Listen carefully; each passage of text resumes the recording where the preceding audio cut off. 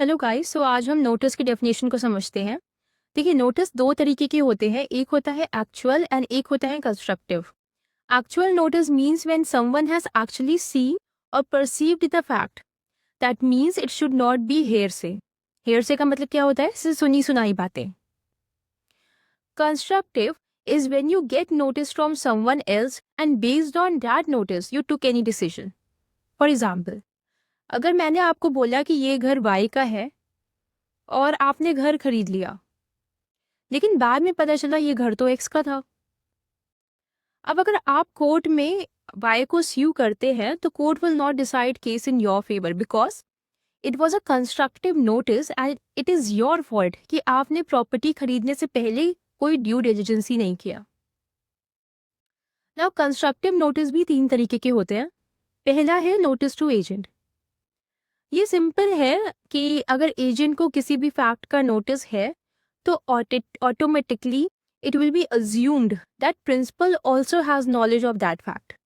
Principal इनकार नहीं कर सकता कि उसे इस बात की नॉलेज नहीं थी। लेकिन इसका एक एक्सेप्शन भी है।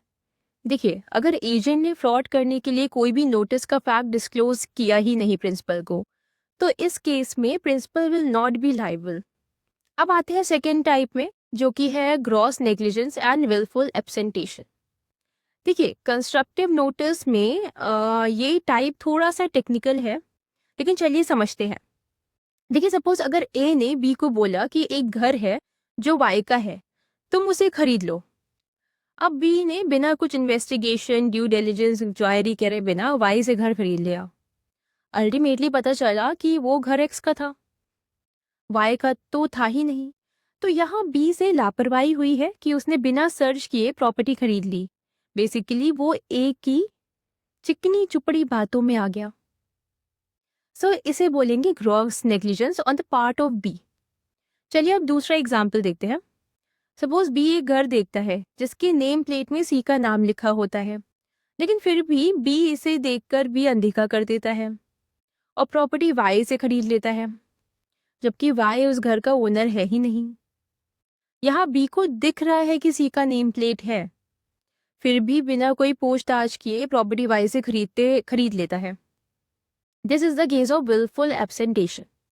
It mean deliberately avoiding the notice, कि हम डेलिबरेटली अवॉइड कर रहे हैं कि हम किसी फैक्ट को जानना ही नहीं चाहते। अब हम एक केस लॉ समझते हैं। तो देखिए, हुआ क्या था कि मिस्टर ए था, उसने अपना घर गिरवी रखकर, मतलब ओरिजिनल टाइटल डीड बैंक को देकर एक लोन बैंक एक्स से लिया। अब हुआ क्या कि उसने बैंक से बोला कि मैं अपनी प्रॉपर्टी मिस्टर बी को सेल करना चाहता हूँ और जो भी पैसा आएगा उससे मैं पूरा लोन अकाउंट अपना बंद कर दूंगा। अब मिस्टर बी को प्रॉपर्टी के पेपर्स इंस्पेक्ट करने हैं, तो मुझे आप ओरिजिनल टाइटल डीड कुछ टाइम के लिए दे दो। मैं मिस्टर बी को दिखाकर आपको डॉक्यूमेंट्स वापस कर दूंगा। अब बैंक एक्स ने उस पर भरोसा कर लिया और पेपर उसको दे दिए। अब हुआ क्या कि मिस्टर ए ने टाइटल डीड लेकर दूसरे बैंक जेड में गिरवी रखकर लोन ले लिया।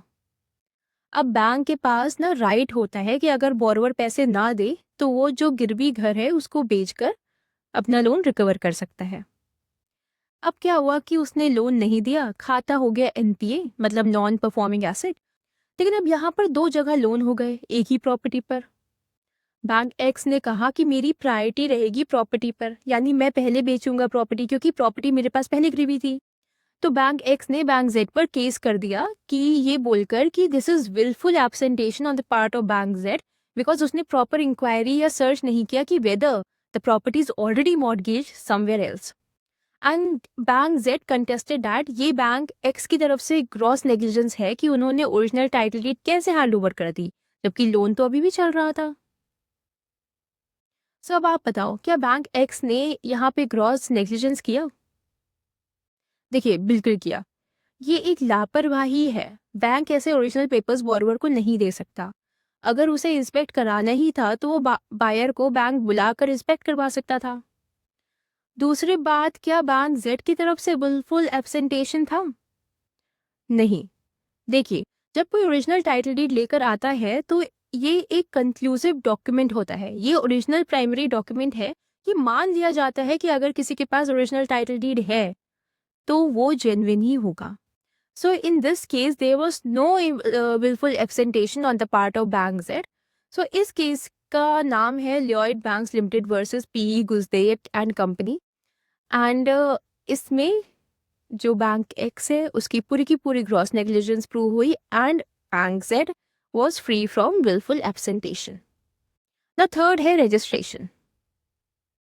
अगर कोई प्रॉपर्टी रजिस्टर्ड है तो कोर्ट में मान लिया जाता है कि दूसरी पार्टी को कंस्ट्रक्टिव नोटिस है कि ये प्रॉपर्टी उसी की है जिसके नाम पे रजिस्टर्ड है.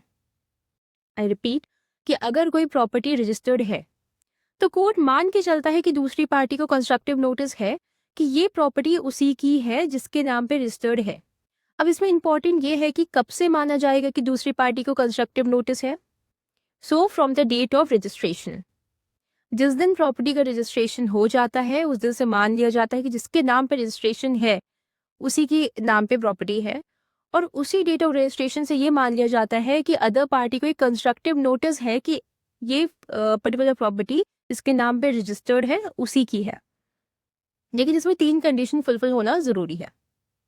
देखिए, एक्ट कहता है that property must be registered and in accordance with Indian registration act.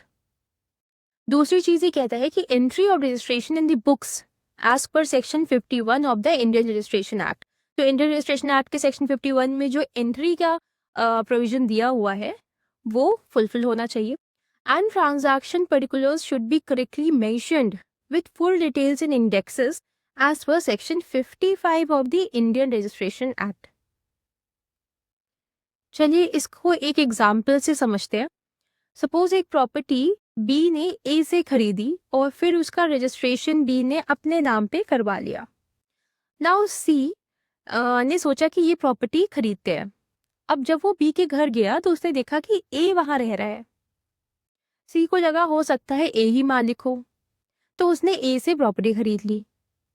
अब जब प्रॉपर्टी ऑलरेडी बी के नाम पे रजिस्टर्ड है तो ये ऑलरेडी एक कंस्ट्रक्टिव नोटिस है that from the date of registration property B की ही है. अब सी ये नहीं कह सकता कि उसे पता नहीं था कि प्रॉपर्टी का मालिक बी है, प्रोवाइडेड ये 3 कंडीशंस फुलफिल होनी चाहिए. क्या? That property must be registered and in accordance with Indian registration act.